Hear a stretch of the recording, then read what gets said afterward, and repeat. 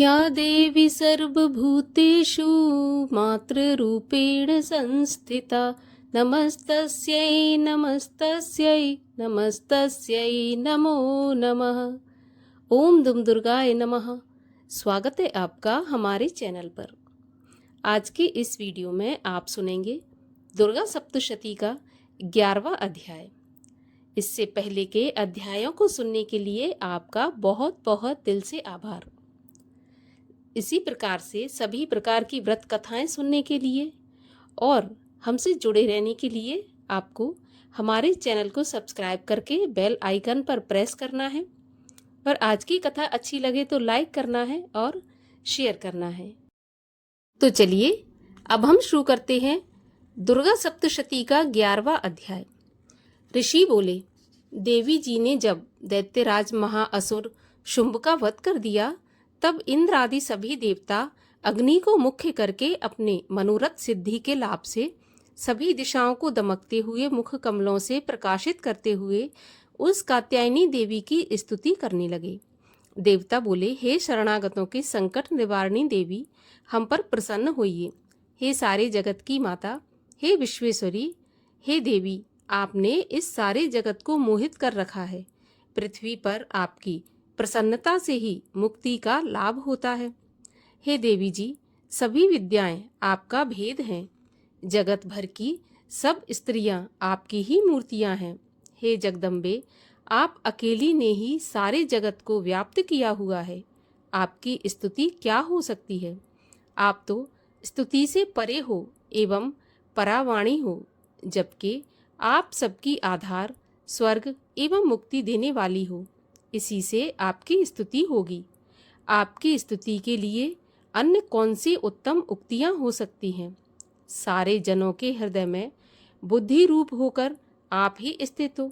हे देवी, स्वर्ग एवं मोक्ष देने वाली नारायणी, आपको नमस्कार हो। कंठ आदि रूप से सबकी रक्षा कीजिए। हे देवी, आप चर अचर की स्वामिनी हो। आप ही एकमात्र जगत का आधार हो। पृथ्वी स्वरूप में आप ही विराज रही हो। हे देवी जी, आपका पराक्रम अलंघनीय है। आप ही जल स्वरूप में स्थित होकर इस सारे विश्व को तृप्त कर रही हो। अनंत पराक्रम वाली आप ही वैष्णवी शक्ति हो। विश्व भर की परम बीज माया विश्व का उपसंहार करने में समर्थ हे नारायणी देवी, आपको नमस्कार हो। हे देवी, आप सभी मंगलों को देने वाली मंगला, सभी अर्थों को सिद्ध करने वाली शिवा हो। शरणागत रक्षक हो, 3 नेत्रों वाली हो। हे नारायणी, आपको नमस्कार हो। आप ही सृष्टि, स्थिति एवं संहार करने में सनातनी शक्ति स्वरूप हो। आप गुणमयी एवं गुणों का आधार हो। हे नारायणी देवी, आपको नमस्कार हो। शरण में आए हुए दीन दुखियों की रक्षा करने में संलग्न सबके संकट निवारण करने वाली आपको नमस्कार हो। हंसों से जुते हुए विमान पर विराजमान ब्रह्माणी के रूप को धारण करने वाली, कुश मिश्रित जल छिड़कने वाली नारायणी देवी, आपको नमस्कार हो।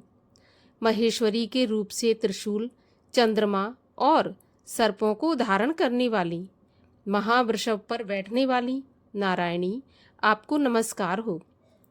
मोर तथा मुर्गों से आवृत महाशक्ति, कर में धारण करने वाली, महापाप रहित कौमारी रूप में स्थित हे नारायणी, आपको नमस्कार हो। शंख, चक्र, गदा, शांग इन उत्तम अस्त्रों को धारण करने वाली वैष्णवी शक्ति रूप प्रसन्न हो। हे नारायणी, आपको नमस्कार हो। हाथ में भयंकर चक्र धारण किए, दाढ़ों पर पृथ्वी को उठाए हुए वराह रूप धारणी शिवे नारायणी, आपको नमस्कार हो। भयानक नरसिंह का रूप धारण करके दैत्यों का वध करने के लिए उद्यमशील, त्रिलोकी की रक्षा करने में परायण हे नारायणी, आपको नमस्कार हो। हजारों उज्ज्वल नेत्र धारण करने वाली, किरीट धारणी, महावज्र धारणी, वृत्तासुर के प्राण हरने वाली इंद्र शक्ति रूपा नारायणी, आपको नमस्कार हो। शिवदूती के रूप से दैत्यों की बड़ी सेना का नाश करने वाली, महानाद करने वाली, भयंकर रूप वाली नारायणी आपको नमस्कार हो। भयानक दाढ़ों से, भयानक मुख वाली, मुंडमालाओं से शोभायमान, मुंडों का मंथन करने वाली हे चामुंडा नारायणी आपको नमस्कार हो। लक्ष्मी, लज्जा, महाविद्या, श्रद्धा, पुष्टि, स्वधा, ध्रुवा, महारात्रि, महाअविद्या रूपा हे नारायणी आपको नमस्कार हो। मेधा, सरस्वती, वरा, ऐश्वर्य रूपा पार्वती, महाकाली, संयमशीला, सर्वस्वामिनी हे नारायणी आपको नमस्कार हो। सर्व ईश्वरी, सभी शक्तियों से संपन्न हे दुर्गा देवी हमारी भयों से रक्षा करो।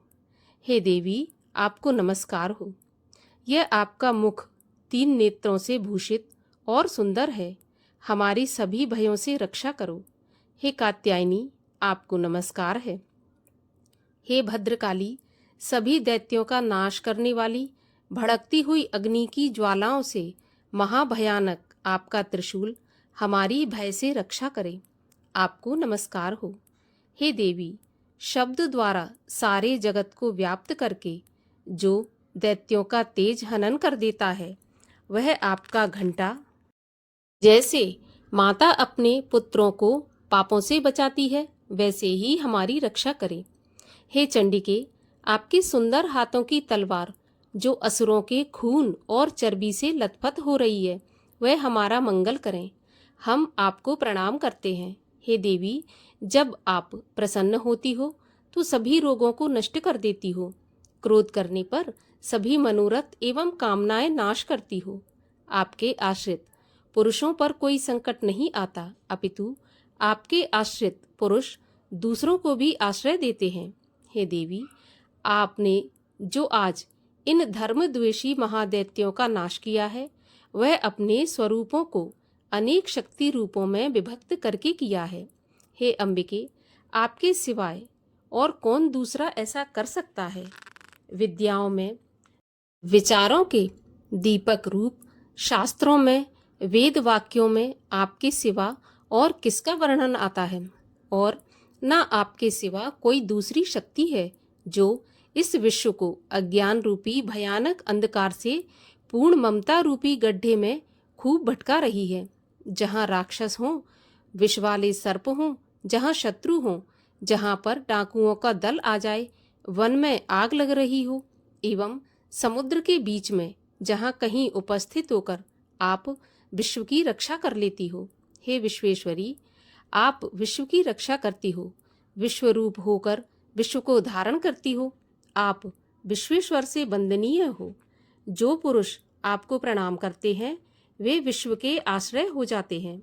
हे देवी, जिस प्रकार इस समय दैत्यों के वध से तुरंत हमारी रक्षा कर ली, इसी प्रकार नित्य ही हमें शत्रुओं के भय से बचाइए।